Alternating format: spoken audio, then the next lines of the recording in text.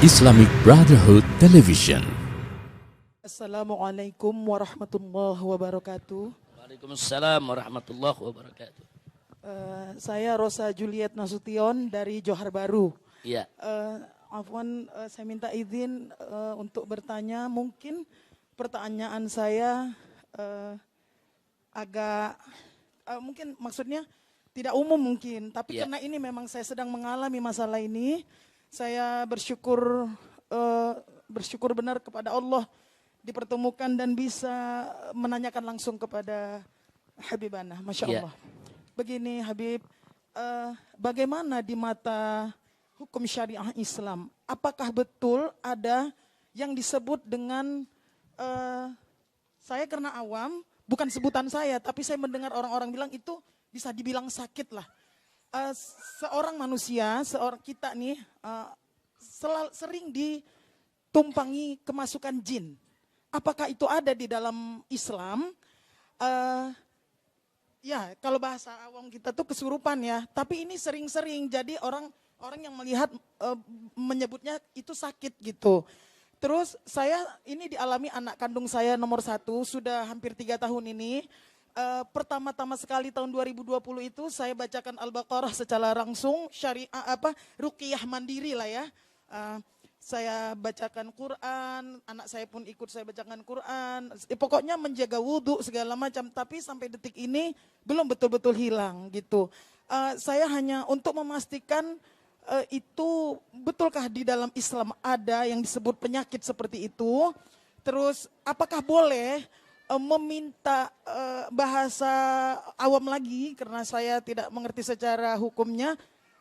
Apakah boleh dalam Islam meminta doa kepada orang-orang yang kalau kita sebutnya seperti ustadz atau yang lebih karomah lah begitu, Habib. Demikian Habib, terima kasih sebelumnya, Masya Allah.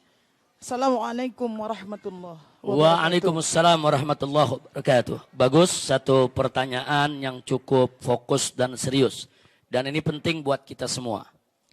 Ibu-ibu yang saya cintai, sebetulnya setiap manusia itu dengan keadilan Allah Subhanahu wa taala. Sebelum saya jawab soal kesurupan, kerasukan, sebetulnya setiap manusia itu dengan keadilan Allah Subhanahu wa taala di dalam dirinya ada 4 kekuatan. Yang 2 kekuatan menguntungkan, yang 2 kekuatan merugikan. Ini dibahas oleh Al-Imam Al-Ghazali radhiyallahu taala anhu dalam kitab Ihya Ulumuddin dan beberapa kitab lainnya. 2 kekuatan yang menguntungkan itu adalah pertama al-aqlu, akal. Jadi Allah berikan kita akal itu kekuatan luar biasa yang sangat menguntungkan kita. Kalau kita bisa menggunakan akal kita secara baik, secara benar. Kemudian yang kedua, kekuatan yang bagus ada di diri setiap manusia, yaitu pendamping, malaikat pendamping yang kalau Imam Ghazali menyebut dengan istilah malaikat mulhim. Nah, siapa itu malaikat mulhim? Malaikat yang tugasnya memberikan bisikan-bisikan ilham, bisikan-bisikan kebaikan kepada kita. Jadi suka memberikan bisikan, ayo sedekah, ayo berbuat baik, ayo sholat malam, ayo. Nah itu juga kekuatan. Kenapa Allah kirim ini ke malaikat mulhim mendampingi kita untuk membantu akal kita. Nah, jadi sebelum berbuat sesuatu, makanya pikirin dulu. Beri kesempatan kepada akal berpikir. Nanti akal dibantu dengan bisikan-bisikan ilham dari malaikat yang ditugaskan Allah. Insya Allah kita tidak sembarangan berbuat. Nah itu 2 kekuatan yang positif. Nah, 2 kekuatan lagi kebalikannya, yang negatif. Yang pertama adalah kekuatan an-nafs, kekuatan hawa nafsu, syahwat. Nah, itu ada di dalam diri kita. Nah, syahwat ini, nafsu ini, hawa nafsu ini, itu sifat dasarnya adalah ammaratum bisu. Selalu menyuruh berbuat yang jelek. Nah, nafsu itu selalu, yang namanya nafsu, itu sifat dasarnya, kalau orang kita nih bilang tabiatnya, itu selalu mengajak berbuat buruk, berbuat yang tidak baik.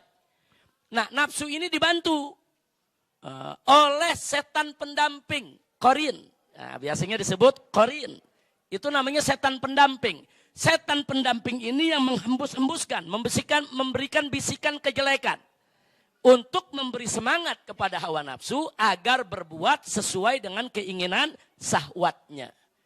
Nah ini kalau kita ikuti, rusak kita punya kehidupan. Nah jadi sekali lagi, Allah ini maha adil. Untuk menghadapi hawa nafsu, Allah berikan kita akal. Untuk menghadapi setan korin tadi, pendamping, Allah berikan malaikat mulhim. Nah, 4 kekuatan ini, dua-dua, ini akan bertempur seumur hidup dalam diri kita. Bukan bertempurnya cuma di bulan ini, bulan itu. Setiap saat, setiap hari, 4 kekuatan ini bertempur dalam diri kita. Kalau akal dan malaikat yang menang, kita jadi orang baik. Kalau nafsu dan setan yang menang, kita akan jadi orang yang tidak baik. Na'udzubillah min dzalik. Nah sekarang pertanyaannya bagaimana caranya supaya akal dan malaikat menang? Sebab ini kekuatannya sama-sama kuat. Nafsu itu kalau udah bertempur, dia nggak pernah mundur. Kalau udah maunya. Dia alot. Begitu juga setan. Setan nggak pernah, kalau ngegoda manusia udah nggak ada tidurnya. 24 jam kita digoda terus. Jadi yang kita lawan ini bukan sembarang kekuatan. Jadi kekuatan yang begitu dahsyat. Jadi kalau cuma ngandelin akal sama kekuatan malaikat saja, dia khawatirkan kita nggak bisa menang. Ini pertarungan. Nah, bagaimana supaya akal kita bisa memenangkan pertempuran? Nah, maka untuk memenangkan pertempuran diantaranya, 1, kita bekali kita punya akal dengan amal soleh. Dengan amal soleh. Kalau kita melakukan amal soleh, kita sholat, kita puasa, kita zakat, kita melakukan amal soleh. Itu merupakan amunisi, gizi. Supaya akal kita semakin kuat. Yang kedua, kita bekali akal kita dengan ilmu. Akal tanpa ilmu nanti bisa berpikir liar. Makanya ibu jangan kaget. Kadang-kadang ada orang gelarnya sederet. Profesor, doktor, LC, MA, MPD, dan lain sebagainya. Tapi bodohnya nggak kira-kira. Artinya bodohnya nggak kira-kira, kadang-kadang gelarnya sederet, tapi dia hina Islam, dia hina syariat, dia hina Nabi. Padahal gelarnya sederet. Padahal dia kalau bicara akal, dia orang pintar, bukan orang bodoh. Saudara, dia orang pintar, tapi bukan orang bodoh. Ya, dia ada ilmu, tapi ilmunya nggak manfaat. Nah, kenapa? Karena nggak didukung dengan amal soleh. Jadi nggak cukup ilmu dan akal saja. Ilmu, akal, harus ada iman dan amal soleh. Nah, kalau kita ada iman, ada amal soleh, ada ilmu, insya Allah akal kita akan kuat. Akal kita akan bertempur habis-habisan untuk menundukkan hawa nafsu nggak bisa dibunuh. Hawa nafsu nggak bisa dibunuh. Hawa nafsu itu harus ditaklukkan, dikendalikan. Nah, kalau hawa nafsu itu sudah takluk, itu disebut an-nafsul mutmainnah. Nafsu yang tenang. Nah kalau nafsu belum ditundukkan namanya ammaratum bisu. An-nafsu ammaratum bisu. Tapi kalau dia sudah takluk namanya an-nafsul mutmainnah. Nah kalau dia sudah tenang dan pada akhirnya dia betul-betul tunduk hanya ingin ibadah. Sampai nafsunya hanya ingin ibadah saja. Jadi bukan sekedar takluk tapi sudah ngikuti.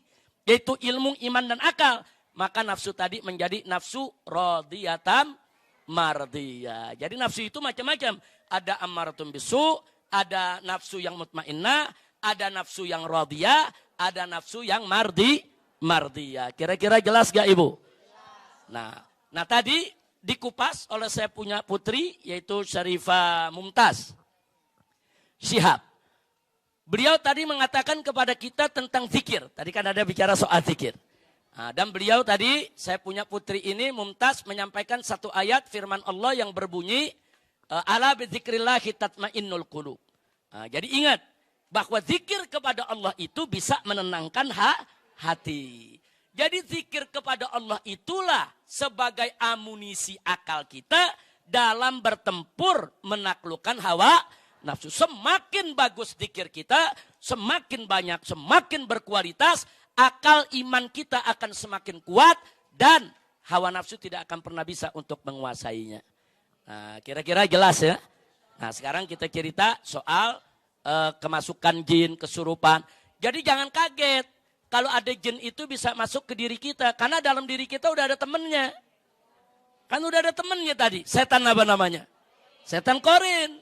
Saudara, jangan kaget kalau ada jin dari luar mau masuk ke dalam tubuh kita. Kalau setan korinnya kuat menguasai kita. Kalau setan korinnya menguasai kita, dia tinggal buka pintu. Jin yang mana juga masuk dalam diri kita ya ikhwan. Na'udzubillah min dzalik. Maka itu jangan buat setan korin ini punya pintu.